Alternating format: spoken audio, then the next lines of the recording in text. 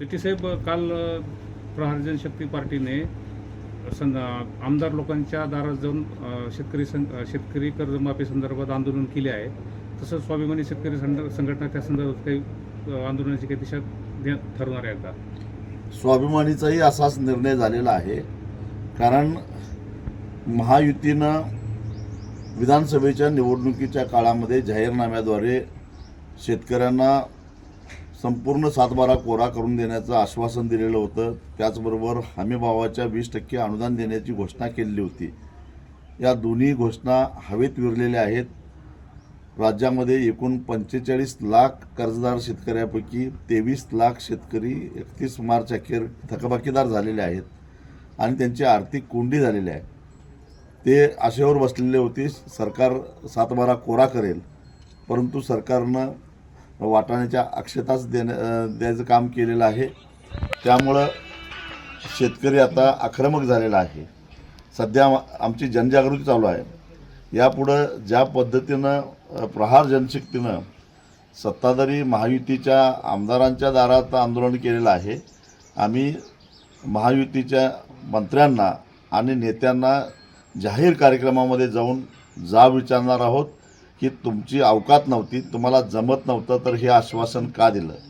मुळामध्ये जे अजित पवार सांगतात की आम्ही आता 7/12 कोरा करू शकत नाही कारण राज्याची तशी स्थिती नाही. 11 वेळा अर्थसंकल्प मांडणाऱ्या अजित पवारांना राज्याच्या आर्थिक स्थितीची खडानखडा माहिती असताना मग महायुतीनं अशा प्रकारचं खोटं आश्वासन का दिलं, शेतकऱ्याला का गंडवलं, हा आमचा सवाल आहे. आणि मग राज्याची आर्थिक स्थिती बिकट आहे तर शक्तीपीठसारख्या 86,000 कोटीचे प्रचंड खर्चिक प्रकल्प महाराष्ट्रावर लादण्याचा प्रयत्न का होतो, याही प्रश्नाचा जाब आम्ही त्यांना विचारणार आहोत. त्यामुळे इथून पुढं महायुतीच्या नेत्यांना राज्यामध्ये फिरणं आम्ही मुश्किल करू. शेट्टी साहेब, काल प्रहार जनशक्ती पार्टीने आमदार लोकांच्या दारात जाऊन शेतकरी कर्जमाफी संदर्भात आंदोलन केले आहे. तसंच स्वाभिमानी शेतकरी संघटना त्या संदर्भात काही आंदोलनाची काही दिशा ठरवणार आहे का? स्वाभिमानीचाही असाच निर्णय झालेला आहे. कारण महायुतीनं विधानसभेच्या निवडणुकीच्या काळामध्ये जाहीरनाम्याद्वारे शेतकऱ्यांना संपूर्ण 7/12 कोरा करून देण्याचं आश्वासन दिलेलं होतं. त्याचबरोबर हमीभावाच्या 20% अनुदान देण्याची घोषणा केलेली होती. या दोन्ही घोषणा हवेत विरलेल्या आहेत. राज्यामध्ये एकूण 45 लाख कर्जदार शेतकऱ्यापैकी 23 लाख शेतकरी 31 मार्च अखेर थकबाकीदार झालेले आहेत आणि त्यांची आर्थिक कोंडी झालेली आहे. ते आशेवर बसलेले होते सरकार 7/12 कोरा करेल, परंतु सरकारनं वाटाण्याच्या अक्षताच द्यायचं काम केलेलं आहे. त्यामुळं शेतकरी आता आक्रमक झालेला आहे. सध्या आमची जनजागृती चालू आहे. यापुढं ज्या पद्धतीनं प्रहार जनशक्तीनं सत्ताधारी महायुतीच्या आमदारांच्या दारात आंदोलन केलेलं आहे, आम्ही महायुतीच्या मंत्र्यांना आणि नेत्यांना जाहीर कार्यक्रमामध्ये जाऊन विचारणार आहोत की तुमची अवकात नव्हती, तुम्हाला जमत नव्हतं तर हे आश्वासन का दिलं.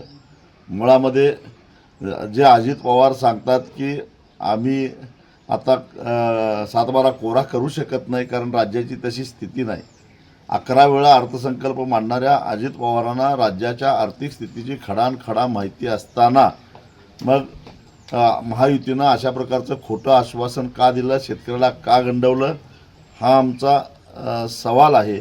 आणि मग राज्याची आर्थिक स्थिती बिकट आहे तर शक्तीपीठसारख्या 86,000 कोटीचे प्रचंड खर्चिक प्रकल्प महाराष्ट्रावर लादण्याचा प्रयत्न का होतो, याही प्रश्नाचा जाब आम्ही त्यांना विचारणार आहोत.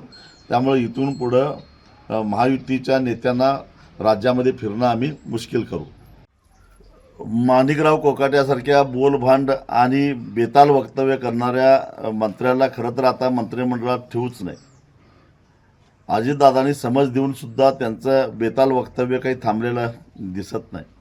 माणिकरावांना एवढं कळायला पाहिजे होतं की कांद्याचं उत्पादन जास्त झालं म्हणून रडत बसायची गरज नाही. आज जगभरामध्ये कांद्याला प्रचंड मागणी आहे. माणिकरावांनी केंद्रात जाऊन जे आयात शुल्क आत्ता 0% आणलं ते जर का 2 महिन्यापूर्वी आणलं असतं तर हा सगळा कांदा जगाच्या बाजारामध्ये विकला गेला असता आणि कांदा उत्पादक शेतकऱ्याला 4 पैसे मिळाले असते. ज्या स्वतःला जमत नाही, केंद्राला जाब विचारायची हिंमत नाही आणि जो दुबळा शेतकरी आहे, आधीच अडचणीचा आहे, त्या शेतकऱ्याला शहाणपणा शिकवण्यापेक्षा माणिकरावांना आता मंत्रिमंडळातनं काढून टाकावं.